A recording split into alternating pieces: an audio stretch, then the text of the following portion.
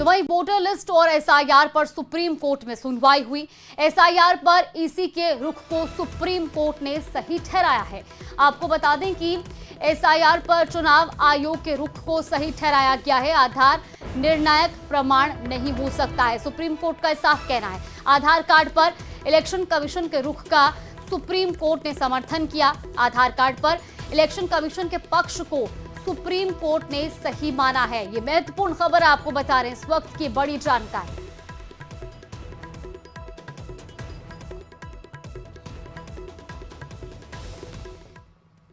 Voter list और SIR पर आज भी हंगामा हुआ।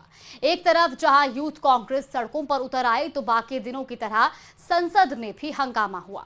लोकसभा में विपक्ष के सभी नेताओं ने एसआईआर वापस लो के नारे लगाए। हंगामे को देखते हुए लोकसभा और राज्यसभा की कार्यवाही स्थगित करनी पड़ी। इससे पहले विपक्ष के सभी सांसदों ने संसद परिसर में बैनर पोस्टर के साथ प्रदर्शन किया और इस प्रदर्शन में प्रियंका गांधी और सोनिया गांधी भी मौजूद रही। तो वहीं प्रदर्शन में वन मैन वन वोट का नारा था। इस रिपोर्ट में देखिए।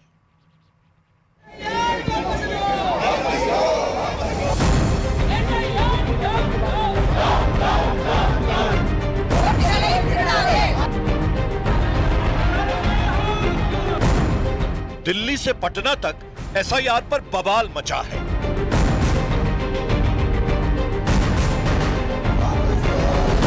सड़क से संसद तक एसआईआर के विरोध में नारेबाजी हो रही है।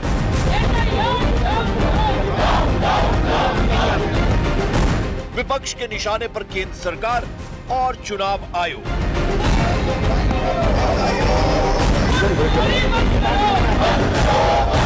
बिहार चुनावों से ठीक पहले उठी एसआईआर की तपिश ने संसद से सड़क तक घमासान मचा रखा है। संसद के दोनों सदनों में एसआईआर वापस लो के नारे लग रहे हैं। बैनर पोस्टर के साथ प्रदर्शन हो रहा है। सोनिया गांधी, प्रियंका गांधी समेत विपक्ष के तमाम बड़े नेता एक सुर में एसआईआर का विरोध कर रहे हैं।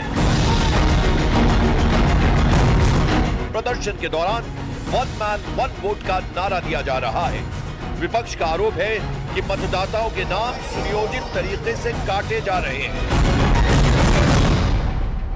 चुनाव सुधार पर कई बार इस सदन में चर्चा हुई है।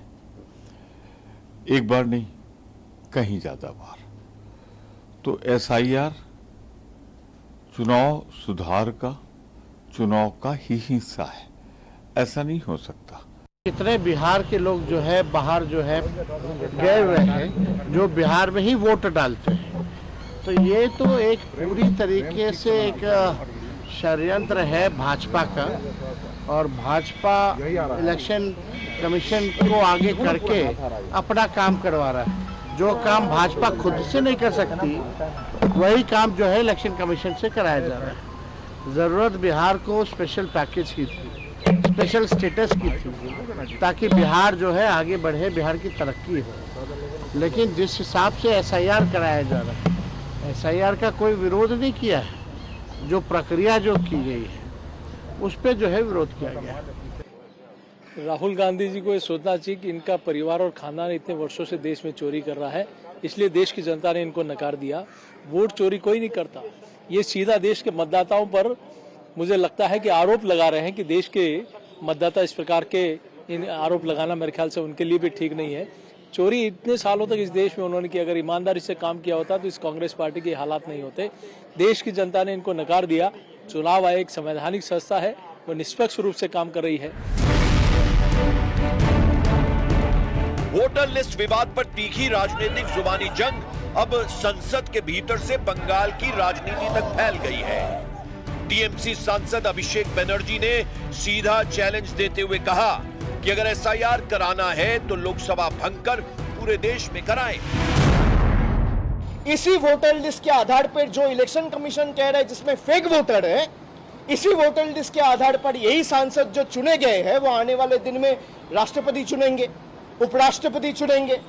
तो पहला कदम चुनाव आयोग का यह होना चाहिए कि अगर वोटर लिस्ट में कोई भी इरेगुलरिटी है तो भाई लोकसभा डिसॉल्व होनी चाहिए।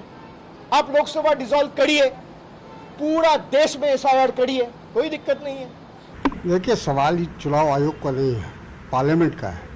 ये स्पीकर को तैयार होना है और जो सरकारी पक्ष है उसको तैयार होना है कि इस पर बहस होनी है कि नहीं है, इसको रोकना है या नहीं रोकना है। एसआईआर का जहाँ तक सवाल है, सब लोग देख रहे हैं, इस बात को महसूस कर रहे हैं, और ख़ास तौर पर राहुल जी के जो उनका प्रेस कॉन्फ्रेंस हुआ और जिसमें उन्होंने सारी चीज़ों को जिस तरह से दर्शाया है, उसके बाद तो सवाल ही नहीं पैदा होता है एसआईआर का। विपक्ष स्पष्ट कर चुका है कि एसआईआर प्रक्रिया पर रोक के लिए वे हर मंच पर लड़ाई लड़ेंगे। सत्ता पक्ष का कहना है कि ये सिर्फ एक नियमित प्रक्रिया है और इसे राजनीतिक रंग देना गलत है, लेकिन विपक्ष मानने को तैयार नहीं है। राजधानी दिल्ली, बिहार, बंगाल, हर जगह से आवाजें एक ही सुर में उठ रही हैं। एसआईआर को लेकर आरोप प्रत्यारोप का ये सिलसिला जितना लंबा खींचेगा, उतना बिहार चुनावों को लेकर सियासी पारा गर्माता रहेगा, क्योंकि एसआईआर से जुड़े बवाल का एपिसेंटर बिहार ही है।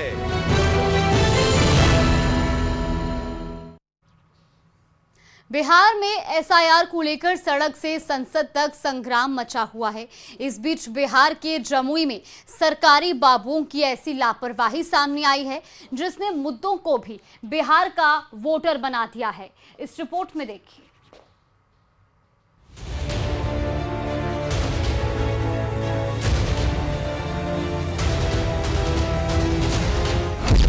बिहार में मुर्दे डालेंगे वोट,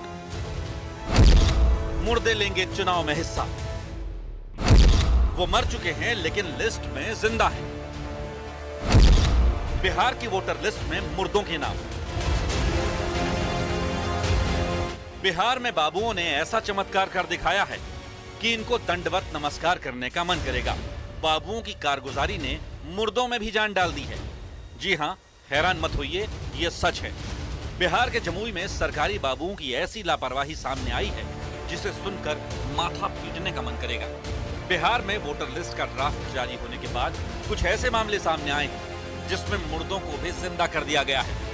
जी हां, जमुई में वोटर लिस्ट में कई ऐसे नाम हैं जो 4 से 6 साल पहले मर चुके हैं।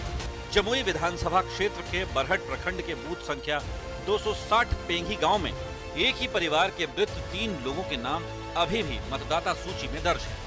पेंगी गांव के बूथ नंबर 260 की पड़ताल करने के बाद पता चला कि वोटर लिस्ट के क्रमांक संख्या 1 के इंताज मियां की मौत 2022 में, जबकि क्रमांक संख्या 4 पर दर्ज इंताज मियां के भाई अबुल मियां की मौत 2021 में और उसी घर की एक महिला जमीना खातून की मौत 2023 में हो चुकी है, जबकि इन सब का नाम वोटर लिस्ट के क्रमांक संख्या 3 में दर्ज है। इसी बूथ पर एक और शख्स मोहम्मद समीफ की भी मौत 2021 में हो चुकी है, फिर भी इनका नाम वोटर लिस्ट के क्रमांक संख्या 30 में दर्ज है। कितना दिन पहले हुई थी? हो गया तो 3 साल पहले। हाँ, 3 लोगों का नाम वोटर लिस्ट में है। है तो कैसे रह गया आपने? अब कैसे रह गया, हमको क्या पता कैसे रह गया। आपने फॉर्म वगैरह नहीं न दिया था? ना। यही गड़बड़ है, दोनों का तो यही पहले मौत हो चुकी है। हाँ, लेकिन इन लोगों का नाम है वोटर लिस्ट में। अब तो जानिए, सरकार जानिए, हम लोग क्या इसका बता सकते हैं। अब जब इस मामले को लेकर बूथ लेवल एजेंट यानी बीएलए से बात की गई तो उन्होंने एक दूसरे पर ठीकरा फोड़ दिया। इन लोगों की मौत हो चुकी है, इन लोगों का नाम शामिल है। मैं फिर हट जाएगा अभी, इसमें हट जाएगा नाम। ये कैसे हो गया? अभी हटेगा इसका नाम। ये हो कैसे गया? री-वेरीफाई जो चल रहा है ना, इसमें नाम हट जाएगा इनका। जो मृत हो गए हैं उनका हट जाएगा। ऐसा आपने इनका जिन मृतक लोगों का वोटर लिस्ट में नाम है उनका प्रारूप फॉर्म किसने जमा करवाया? बीएलए वोटर्स के घर नहीं गए तो लिस्ट कैसे बनी? क्या बीएलए ने घर बैठे पूरी लिस्ट मुकम्मल कर दी जिसकी झलक अब देखने को मिल रही है और मुर्दों को भी वोटर बना दिया गया है?